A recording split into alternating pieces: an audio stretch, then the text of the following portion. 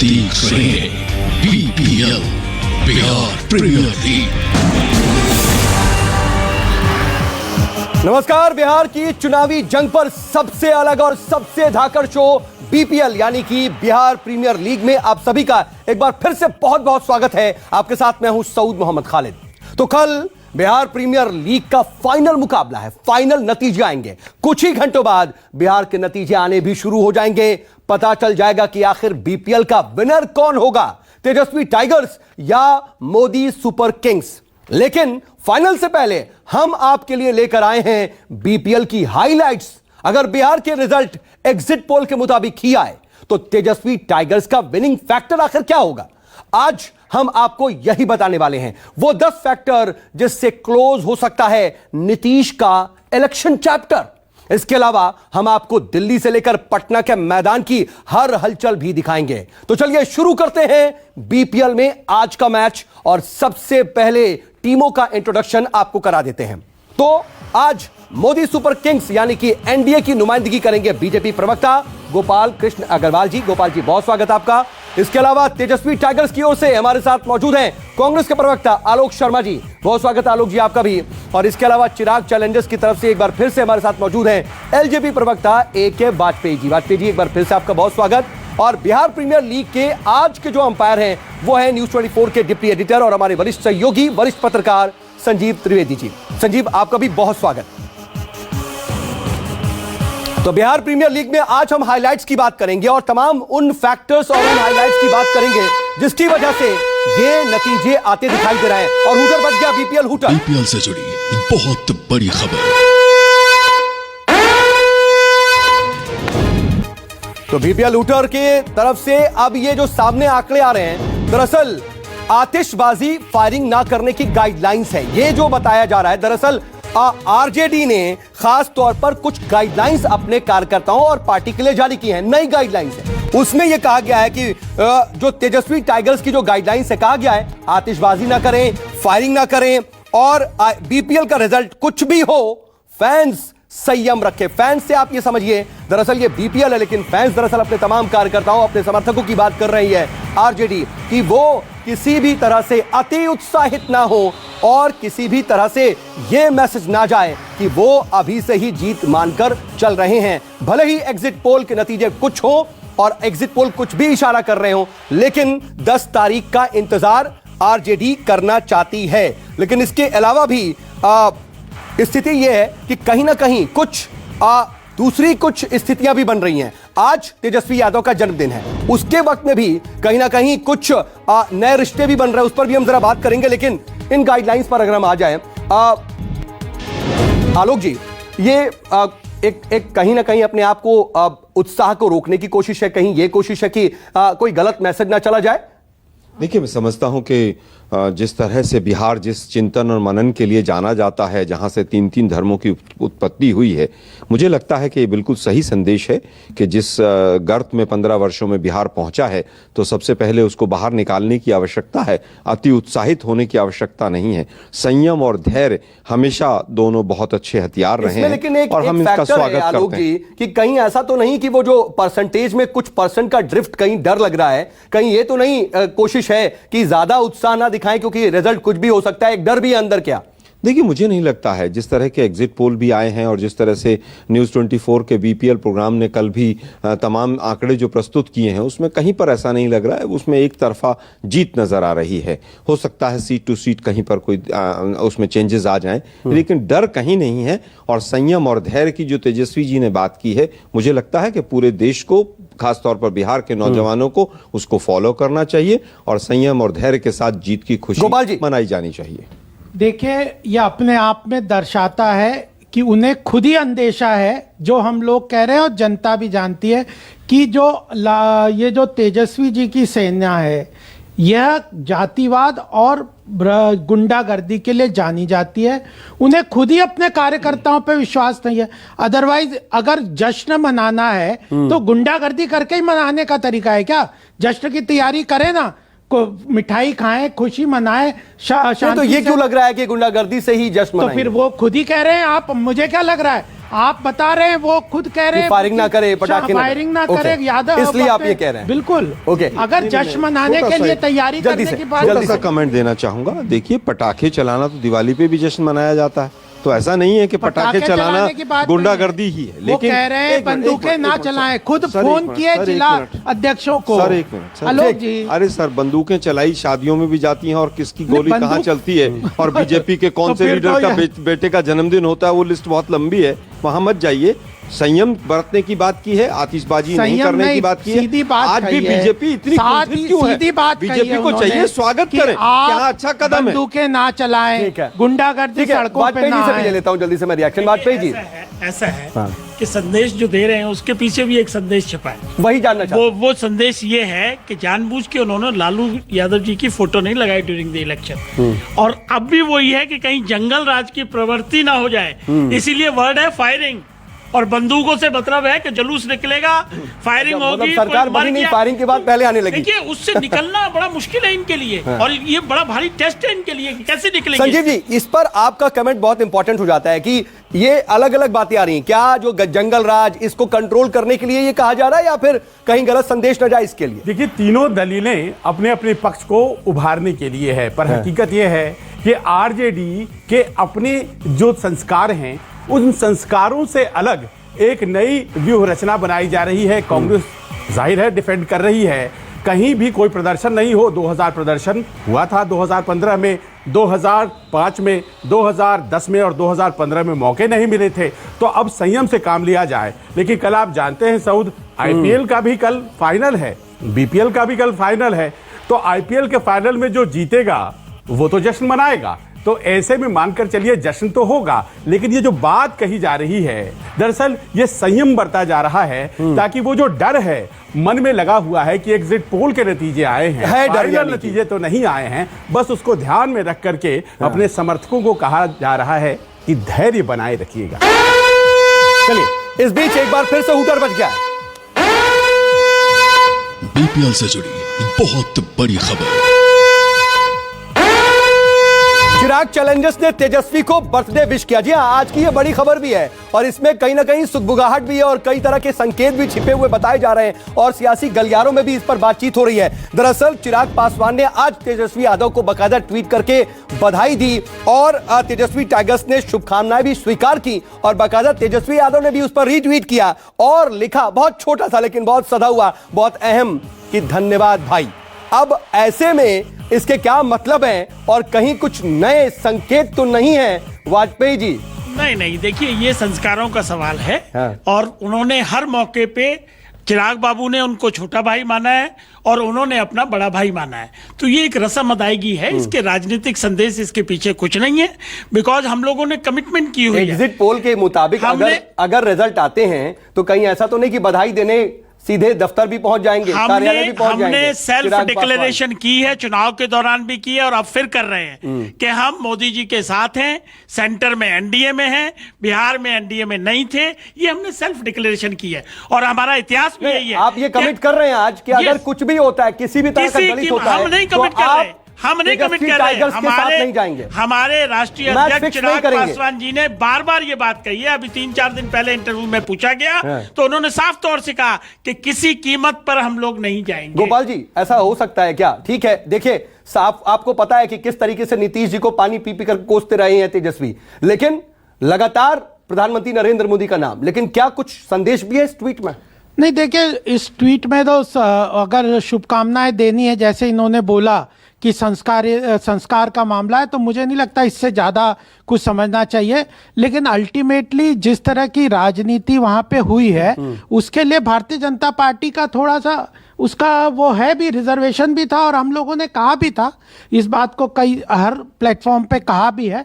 तो हमें लगता है कि इस तरह की जो राजनीति है वह काफी डिफिकल्ट है, और मुझे कंफ्यूजन ज्यादा क्रिएट करती है और क्लैरिटी नहीं आती। कौन कंफ्यूजन क्रिएट कर रहा है? नहीं, जिस तरह की कंफ्यूजन हुआ कि एनडीए में कुछ लोगों, हम लोगों ने काफी क्लैरिफाई किया कि एनडीए का वो हो नहीं पाया शायद, अगर जो एग्जिट पोल में, लेकिन मुझे नहीं लगता कि वो बहुत ज्यादा कंफ्यूजन की बात है जिसका इफेक्टिवली कुछ और भी है, ट्वीट से आगे बढ़ करके भी है, कहीं सामने सामने भी तो बधाई का सिलसिला नहीं होगा? वाजपेयी तो नकार रहे। बधाई देना अच्छे संस्कार हैं, किसी के जन्मदिन के उपलक्ष्य में बधाई दी जाना बहुत अच्छी बात है, लेकिन इसमें देखिए हुआ क्या है कि मोदी साहब ने चिराग तो लगाया था नीतीश जी के घर में, वो आग चिराग की जो फैलते फैलते वो बीजेपी को भी डस गई और सिचुएशन ये हुई कि बीजेपी ओवर कॉन्फिडेंट थी कि ये चिराग जो है केवल नीतीश जी के घर को जलाएगा, उनको ये पता नहीं था। यही कारण था। सर मेरा अंतिम वाक्य, आरोप लग रहा है। नहीं बिल्कुल गलत। मेरा अंतिम वाक्य, अच्छा पंडित मेरा अंतिम वाक्य है कि इसमें हुआ क्या अंत में कि मोदी जी ने कोई पहला शब्द नहीं बोला, पासवान जी का नाम तक नहीं लिया, चिराग का नाम तक नहीं लिया। मुझे लगता है कि मैच फिक्स था, जल्दी से मैच फिक्सिंग में मैच फिक्सिंग को बिहार की जनता समझ गई। अरे इसका जवाब बड़ा साफ है। मोदी जी को हम प्रेज करते हैं, करते रहेंगे, लेकिन इसके साथ साथ हमारी अपनी पॉलिटिकल पार्टी, अंपायर क्या कह रहे हैं, अपना कैडर कुछ है और मतलब हमने अपनी पार्टी के लिए शिष्टाचार माने या बिहार की राजनीतिक मतलब जनता के निकाले। चुनाव लड़ा है। देखिए वाजपेयी जी जिस तरह से डिफेंड कर रहे हैं, कहीं ना कहीं उसमें पेच दिखाई पड़ता है। एनडीए की तरफ से आखिर कितने लोगों ने तेजस्वी को विश किया है, ध्यान देने वाली बात यही है, और इसी पेच में सब कुछ छुपा है। अब ये कल तय करेगा कि आखिरकार इस धन्यवाद का मतलब क्या है और उस बधाई का क्या मतलब है। लेकिन एक देखिए हूटर बच गया, इसमें भी एक अहम खबर छुपी हुई है। बीपीएल से जुड़ी बहुत बड़ी खबर। ये देखिए तेज प्रताप ने तेजस्वी की तरफ से बैटिंग की है। ये आज बहुत अहम बात है और बहुत अहम बयान भी है। दरअसल तेजस्वी के बर्थडे पर बिग ब्रदर का बड़ा बयान आ गया है। तेजस्वी को बहुत बड़ा बर्थडे गिफ्ट मिला है, ये कहा है तेज प्रताप यादव ने, और ये भी कह दिया कि बिहार ने तेजस्वी को सीएम की कुर्सी दे दी है। एक तरीके से फाइनल फैसले से पहले ही जीत का दावा नजर आ रहा है तेज प्रताप की तरफ से। बाइट भी हम सुनवा देते हैं, क्या कुछ कहा है उन्होंने। हमने बहुत बड़ा गिफ्ट दे दिया है। बर्थडे गिफ्ट मुख्यमंत्री भैया नमस्कार, कुर्सी पर बैठा दिया तेजस्वी को पूरे तरीके से। तो देखिए ये स्थिति है और तेज प्रताप सीधे तौर पर ये कह रहे हैं कि गिफ्ट दे दिया है मुख्यमंत्री। इस पर मैं आप लोगों के पास आऊं, उससे पहले जरा सीधे अंपायर के पास जाना चाहूंगा। ये एक तरफ संयम बरतने की बात कर रहे हैं, दूसरी तरफ जीत से पहले ही, नतीजों से पहले ही ये अति उत्साह है, या फिर कहीं ना कहीं तेजस्वी के लिए एक बड़ा संदेश है कि सबसे बड़ी चुनौती यहीं से आने वाली है, संभालना आपको यही पड़ेगा। बड़ा स्पष्ट है, तेजस्वी के लिए परिवार ही बैगेज है और इसीलिए जब परिवार की बात आती है तो तेजस्वी जरा पीछे डिफेंसिव हो जाया करते थे। इस बार देखिए उनके पीछे परिवार ही नहीं था, न लालू जी का पोस्टर पर फोटो, न रबड़ी जी का पोस्टर पर फोटो, नहीं पीछे कभी तेज प्रताप जी खड़े नजर आए। अब सब मिल करके उन्हें सीएम बना तो रहे हैं, लेकिन सबसे बड़ी परीक्षा यही होगी कि अगर सीएम बन गए तो परिवार को कैसे हैंडल किया जाएगा। जी हाँ, लेकिन देखिए एक तरफ तो ये है, हम आप लोगों के पास आऊं, लेकिन इससे पहले जरा देख लीजिए कि सिर्फ तेज प्रताप ही नहीं बल्कि पूरी आरजेडी भी तेजस्वी की जीत की एक तरह से कहीं ना कहीं उसके लिए उत्साहित नजर आ रही है। ये दो तस्वीरें देख लीजिए। तेजस्वी की जीत को लेकर के 100% श्योर है महागठबंधन। ये तस्वीरें उसकी गवाह हैं क्योंकि कई जगह पर पोस्टर लगे हुए हैं, इसीलिए पूरे पटना में एक तरह से तेजस्वी के पोस्टर से उसे पाट दिया गया है और इस पोस्टर के जरिए फैंस ने तेजस्वी को बिहार का भावी सीएम बताया है। लेकिन दूसरी तस्वीर भी अहम है, मोदी सुपर किंग्स भी होपलेस नहीं है, वो भी लड्डू तैयार करवा रही है। दोनों तस्वीरें काफी अहम है, यानी कि जीत की संभावना दोनों को है। आलोक जी, एक तरफ तेज प्रताप का बयान, वहीं दूसरी तरफ ये उत्साह, लेकिन दूसरी तरफ भी तैयारी है, आप ये देखिएगा। देखिए तैयारी करना सभी का काम है, बीजेपी ने तो पिछली बार भी की थी। मुझे याद है मैं डीडी न्यूज़ पर था उस समय पर और 10 बजे मेरे से सवाल पूछा, बीजेपी के प्रवक्ता महोदय से सवाल पूछा गया था कि सीएम कौन होगा, लेकिन उस समय पर थोड़े 2 घंटे के बाद जिस तरह से परिस्थिति बदली थी, लेकिन सबको हक है कि लड्डू बनवाएं और तमाम चीज़ें करें। लेकिन बीजेपी का इतिहास रहा है, गुजरात में भी घिसट घिसट के सरकार रिपीट हुई थी। आज तक इनकी सरकार मोदी जी के आने के बाद किसी भी राज्य में रिपीट नहीं हुई है जहां पर भी ये चुनाव लड़े हैं। केवल गुजरात में बड़ी मुश्किल से बॉर्डर पर जीते थे। आज जहां तक तेजस्वी जी की बात है, स्वाभाविक है वो बड़े भाई हैं और तेज प्रताप जी उन तेजस्वी के बड़े भाई हैं, वो गिफ्ट दें गिफ्ट लें जो भी करना है, लेकिन फैसले से पहले मुख्यमंत्री बनवा रहे हैं। देखिए राजनीतिक समझ तो उन्हें भी है, बड़े भाई हैं। देखिए बिल्कुल उनको पूरी उम्मीद है और पूरे देश को उम्मीद है, पूरे बिहार को उम्मीद है। मैं स्वयं 15 दिन वहां पर बिहार में रहा, मुजफ्फरपुर स्टेशन, तो मुझे पूरी तरह से वहां पर बदलाव की बाहर नजर आई और मोदी जी के जुमले और जो भी था वो कुछ नहीं चला। जहां तक तेज प्रताप जी का सवाल है, आप पहले ही हमारे अंपायर साहब ने स्पष्ट कर दिया कि परिवार ही उनका सबसे बड़ा बैगेज है, और तेजस्वी जी ने खुद भी ये स्पष्ट कर दिया कि मेरे कार्यकर्ता और सपोर्टर मेरा उससे भी बड़े बैगेज है। तो वह पूरी तरह से अभी आश्वस्त नहीं है। और आपने भारतीय जनता पार्टी की भी स्थिति देखी, हम सारे पिछले बार के, अभी आलोक जी बता रहे थे, पिछली बार का एग्जाम्पल दे रहे थे, पिछली बार एग्जिट पोल में हमारे सपोर्ट में था और वापस में ये आया। सबके अलावा तो हमें लगता है बेकार नहीं जाएंगे। आपको उम्मीद है कि लड्डू काम आएंगे? बिल्कुल, भारतीय जनता पार्टी तो आगे बढ़ने ही वाली है। हम लोग मोदी जी के नेतृत्व में आगे ही आगे के मार्ग पे चल रहे हैं। जी, लड्डू आप बीजेपी के दफ्तर जाके खाएंगे या नहीं खाएंगे? क्योंकि बिल्कुल हम साथ में खाएंगे। जेडीयू का क्या रहेगा इसमें? हम साथ में खाएंगे और हम भी लड्डू बांटेंगे। लेकिन इससे पहले ये है कि तेज प्रताप के और तेजस्वी के दोनों के बयान परस्पर विरोधी हैं। ये जरा इंपॉर्टेंट मामला है, क्योंकि शुरुआत ही इसी से, वो अपील कर रहे हैं कि संयम बरतो, और वो उनको बैगेज पूरा बना के दे दिया कि बिहार आपका हो गया। तो ये आगे जाके क्या होगा, क्योंकि पास्ट भी आपको देखना होगा। नहीं, मुझे इतिहास में भी रिप्लाई कर रहे हैं। आलोक जी जल्दी से आप देखिए, मुझे कहीं कंट्राडिक्शन नजर नहीं आ रहा, लेकिन आज जो है जिस तरह की मानसिक परिस्थिति से हमारे दोनों साथी गुजर रहे हैं, तो मैं उनकी विडंबना समझ सकता हूँ। इसी तरह के बयान की उम्मीद मैं उनसे कर सकता हूँ। कांग्रेस क्या कर रही है? कांग्रेस के लड्डू कहाँ हैं? कांग्रेस ने 70 सीटों पर चुनाव लड़ा, बहुत अच्छा चुनाव लड़ा। संजीव जी, इस पूरी स्थिति को मैं आपसे समझूं उससे पहले देखिए, लेकिन ये हूटर बच गया, जरा इसको भी देख ले क्या है। बीपीएल से जुड़ी बहुत बड़ी खबर। ये देखिए, बीपीएल फाइनल से पहले मोदी सुपर किंग्स पर वार। दरअसल कांग्रेस की तरफ से, कांग्रेस ने मोदी सुपर किंग्स को थकी हुई टीम बताया। देखिए, कांग्रेस की बात कर रहे थे गोपाल जी आप, और ये कांग्रेस की बात आ गई। रणदीप सुरजेवाला ने बीजेपी के ऊपर हमला बोला। तेजस्वी टाइगर्स का मजबूत खिलाड़ी कांग्रेस है, ये बात उनकी तरफ से कही गई है। तो ये अपने आप में देखिए इंपॉर्टेंट बात हो गई कि कहीं ना कहीं जो कांग्रेस के ऑब्जर्वर्स की टीम पहुंची हुई है, वो भी एक्टिव है, वो पूरी तरह से वहां पर वोटिंग से पहले कमान संभाल रही है और बार बार ये कह रही है कि अब हम जीतेंगे। आप अभी कह रहे थे कि कांग्रेस है कहाँ? नहीं, बी टीम बन के कहाँ पे रहेंगे ये बी टीम? अगर ये तो अब्दुल्ला दीवाना वाली बात है। बी टीम किस सेंस में? पीछे से रहने वाले, छुप के रहने वाले? यहाँ पर तो पूरा मैदान में भी थे। कोई मैदान में क्या थे? बी टीम बन के अगर कांग्रेस ये स्पष्ट रूप से मान रही है कि हमारा राष्ट्रीय स्तर पे कोई वजूद नहीं है, हर प्रदेश में बी टीम बन के चल रही है, तो क्या यह राष्ट्रीय टीम है या दूसरों की बैसाखियों पे चलना चाहती है? ये तो स्पष्ट करना है। आप ज्यादातर प्रदेशों में आप देखिए कांग्रेस कहां पे अपना वजूद है? कहीं भी नहीं है।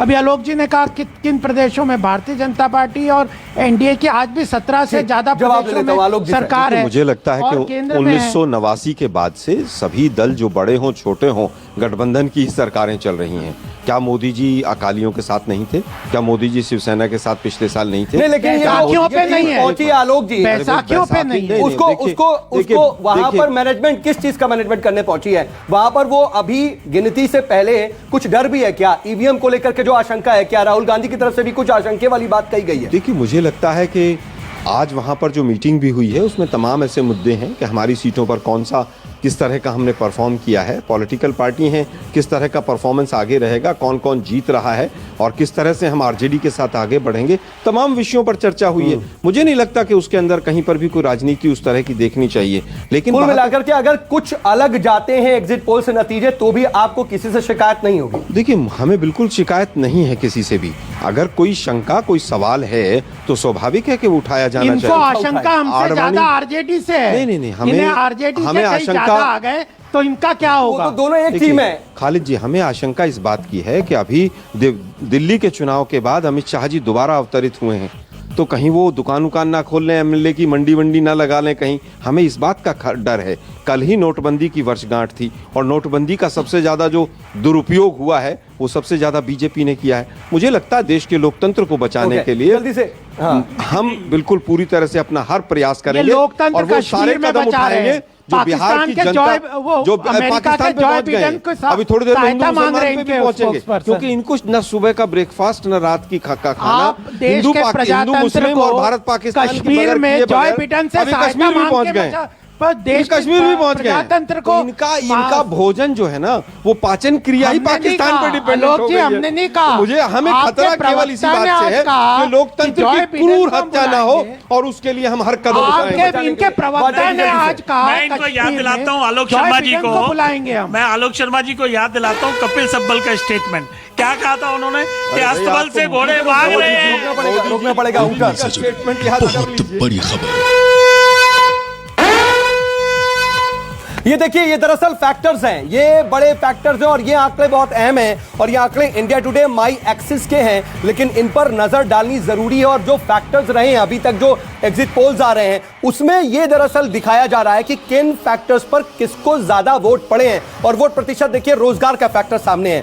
रोजगार के फैक्टर पर अगर देखें तो तेजस्वी टाइगर्स को 47% वोट पड़े हैं, जबकि मोदी सुपर किंग्स को महज 35%। यानी कि जो रोजगार का फैक्टर रहा, उस रोजगार के फैक्टर पर कहीं ना कहीं तेजस्वी टाइगर्स ने बाजी मारी है।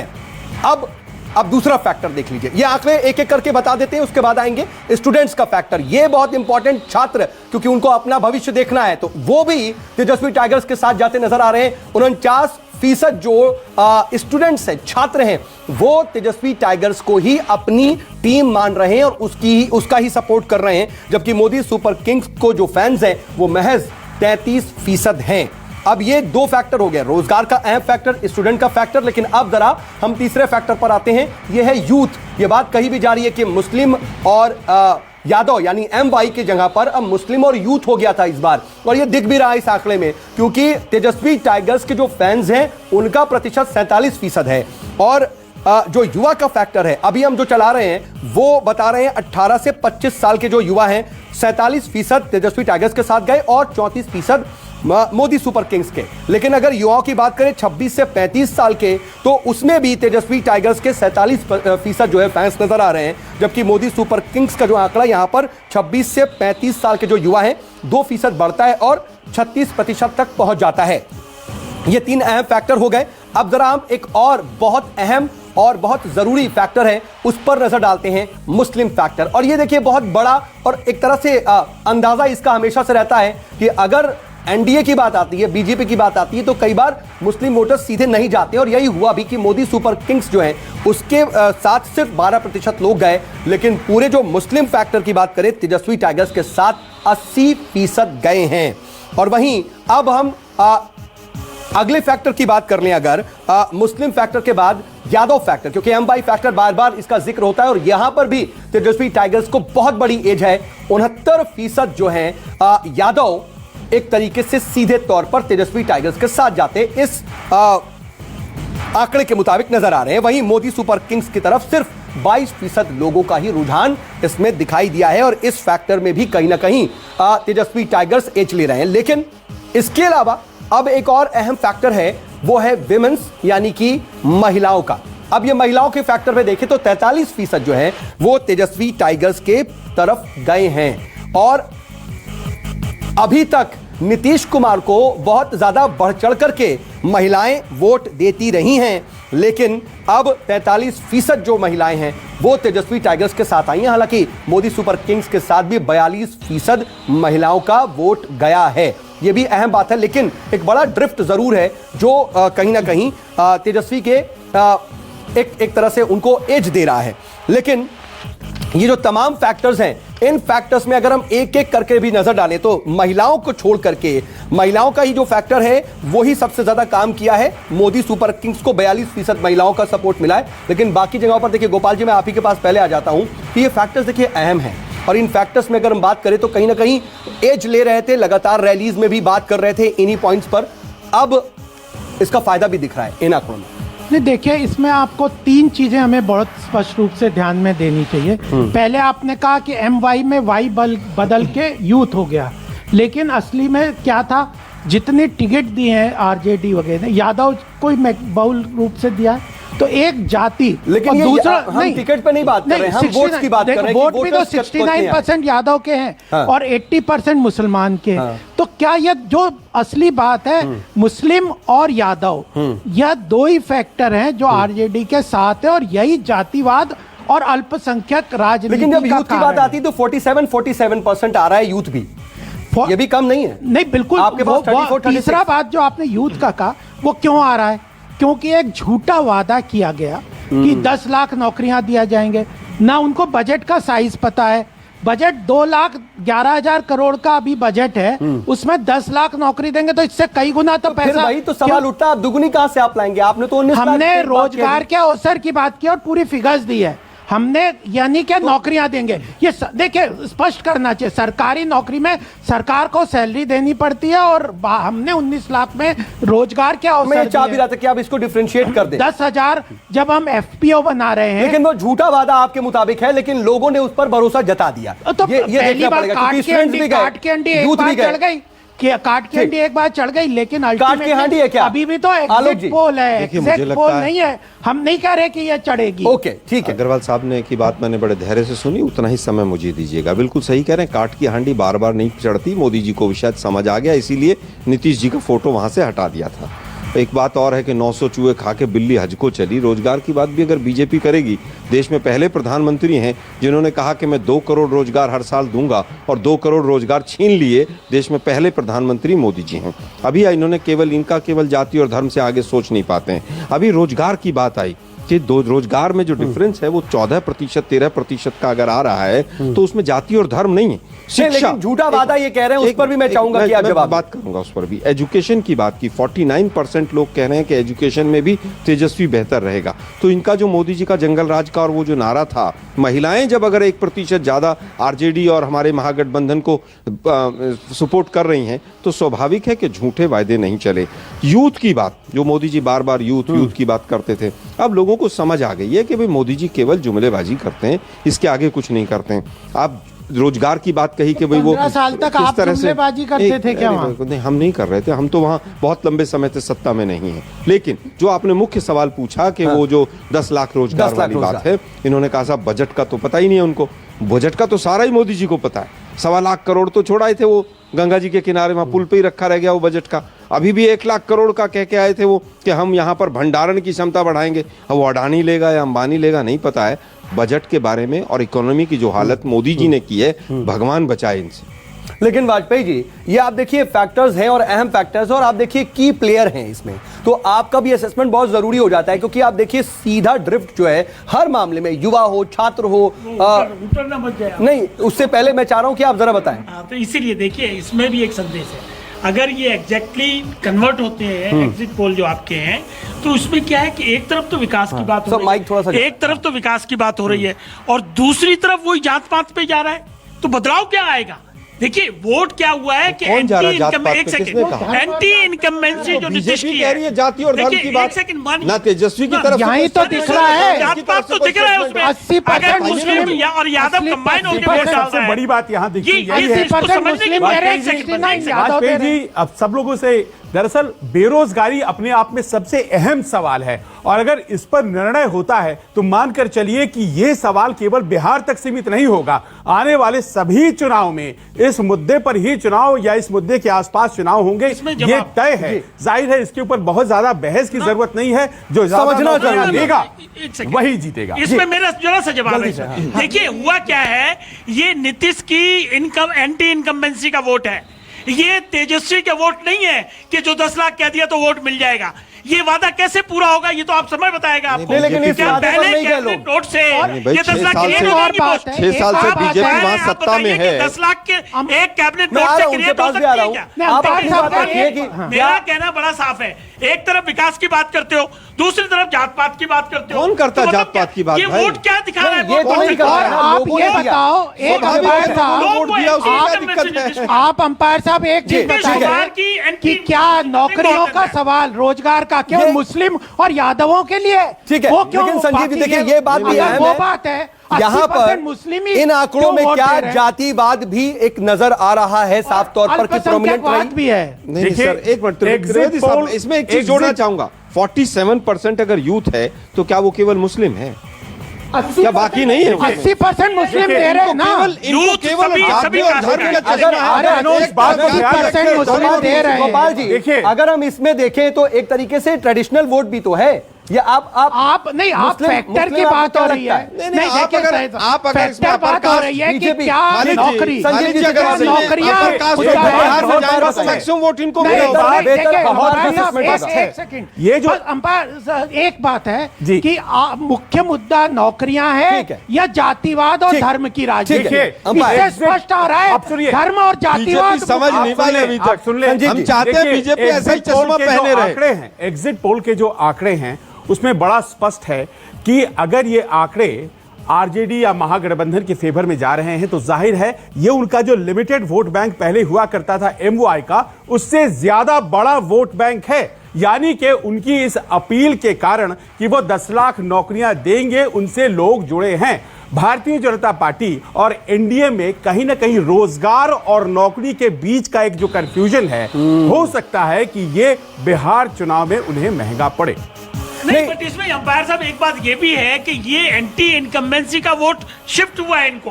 देखिए, रोजगार मिलेंगे नहीं मिलेंगे इस बात पे यकीन किया है कि नहीं किया, ये कहना और नीतीश कुमार के खिलाफ का वोट गया है, ये दोनों में अंतर ये आपका आपका एक अलग असेसमेंट है। मुझे बड़े शायद ये दुख के सही है, साथ- ये vote of rejection Yes. Exit poll कहता है, वोट ऑफ सिलेक्शन है कि नहीं ये कल हमें पता त्रिवेदी चलेगा। साहब, चलिए कल पता चलेगा, बड़े कल दुख के साथ मुझे ठीक है। कहना पड़ रहा लेकिन है। मैं रोक रहा हूं आलोक जी, माफी के साथ। हूटर दिख रहा है।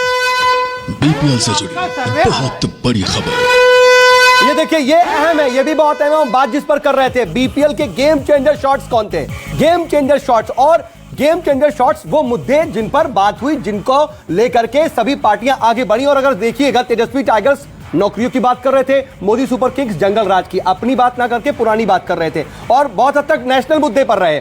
तेजस्वी यादव, जो तेजस्वी टाइगर्स हैं, वो विकास और डेवलपमेंट को लेकर के बार बार कह रहे थे कि कितने पुल बने, कितनी सड़कें बनी, लेकिन मोदी सुपर किंग्स राष्ट्रवाद और नेशनलिज्म को लेकर के आगे बढ़ रहा था। सीएए और एनआरसी की भी बात की, लेकिन दूसरी तरफ तेजस्वी टाइगर्स जो हैं वो पढ़ाई की बात कर रहे थे, और वो पढ़ाई की बात कहीं ना कहीं यूथ को एड्रेस कर गई और पहुंची वहां तक शायद।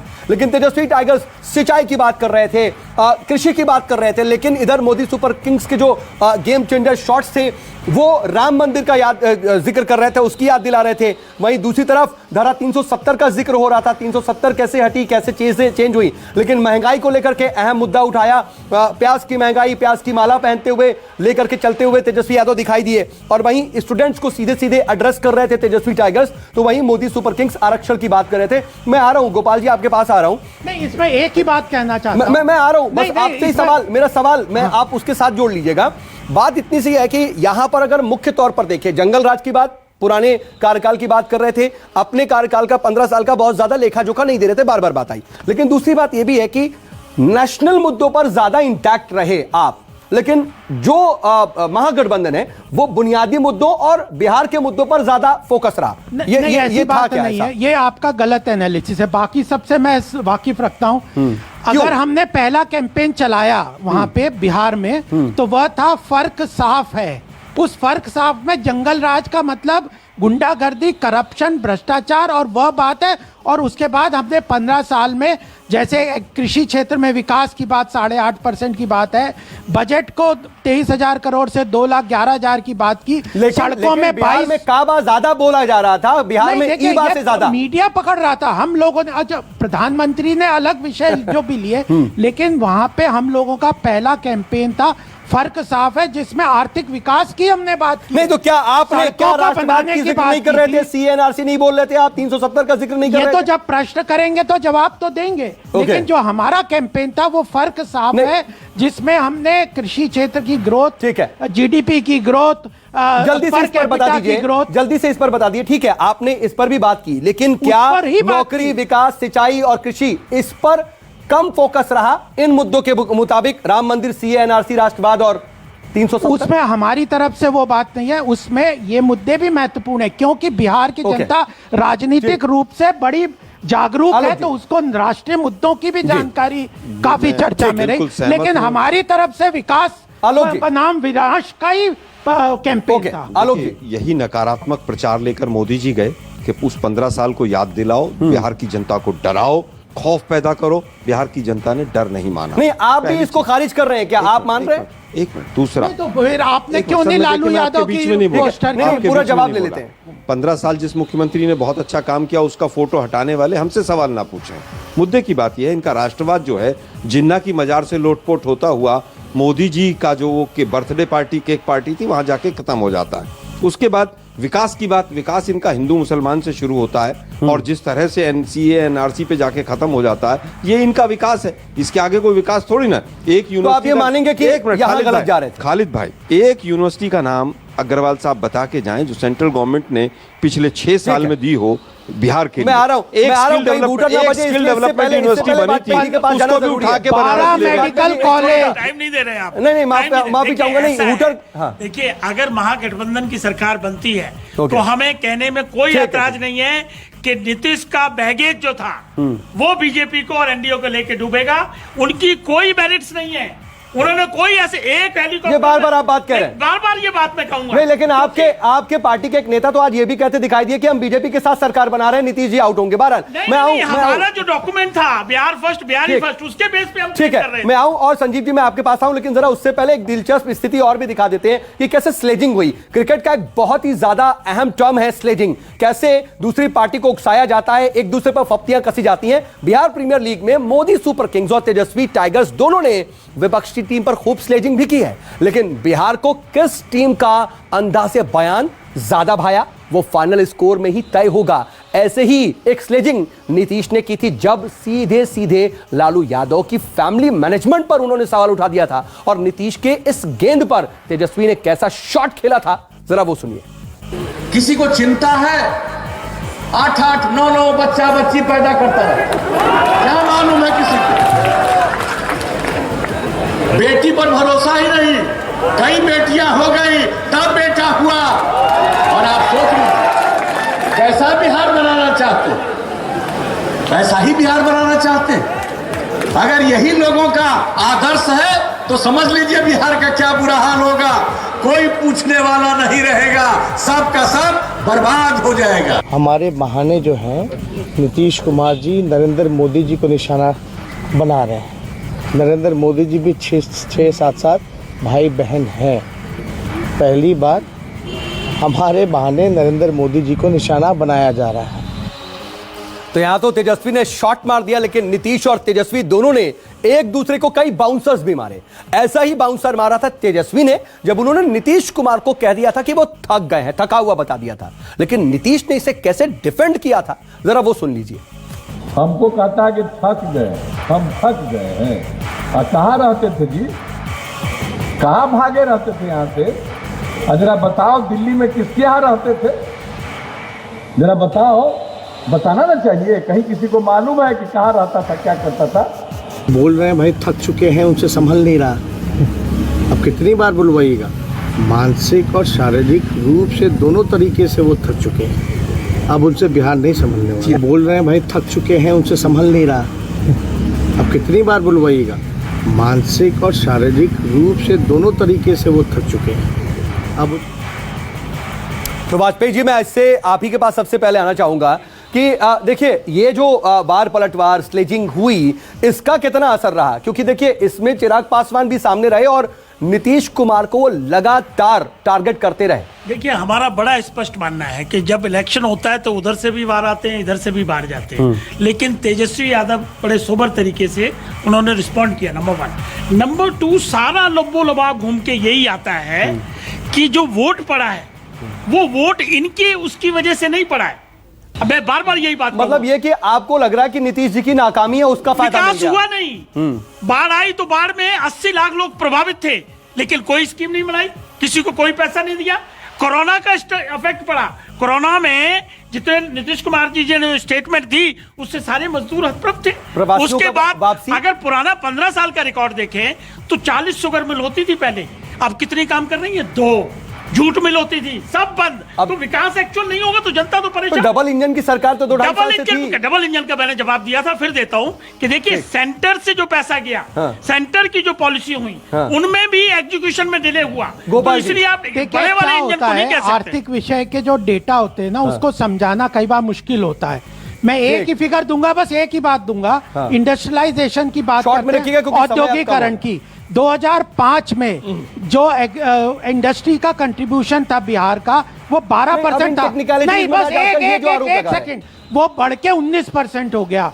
तो इंडस्ट्रियलाइजेशन हुआ है, जीडीपी में कंट्रीब्यूशन 12 से लेके 19% बढ़ा है। बताओ ना, आप एक इंडस्ट्री बता दो नीतीश बाबू ने लगाई हो। देखिए, रोड कंस्ट्रक्शन, समय कम है इसलिए मैं सीधे जाऊंगा। रोड कंस्ट्रक्शन, ब्रिजेस का कंस्ट्रक्शन, ये सब भी आप, लेकिन आंकड़े उस पर लोगों ने भरोसा नहीं किया अभी फिलहाल। लगता है जब देश के प्रधानमंत्री एक ही दिन के अंदर 3 सभाओं में 100 बार से ज्यादा जंगलराज शब्द का इस्तेमाल करें और देश का प्रधानमंत्री किडनैपिंग का कॉपीराइट शब्द का इस्तेमाल करे, तो सोच लीजिए कि देश के प्रधानमंत्री का कितना विकास खोखला होगा। चलिए, अब मुझे बताया जा रहा है कि बिल्कुल भी समय नहीं है और संजीव जी मैं आपके पास आना चाह रहा हूं, लेकिन बिल्कुल समय इजाजत नहीं दे रहा है। कल फाइनल नतीजे आएंगे, लेकिन अभी फिलहाल बीपीएल में आज के लिए बस इतना ही।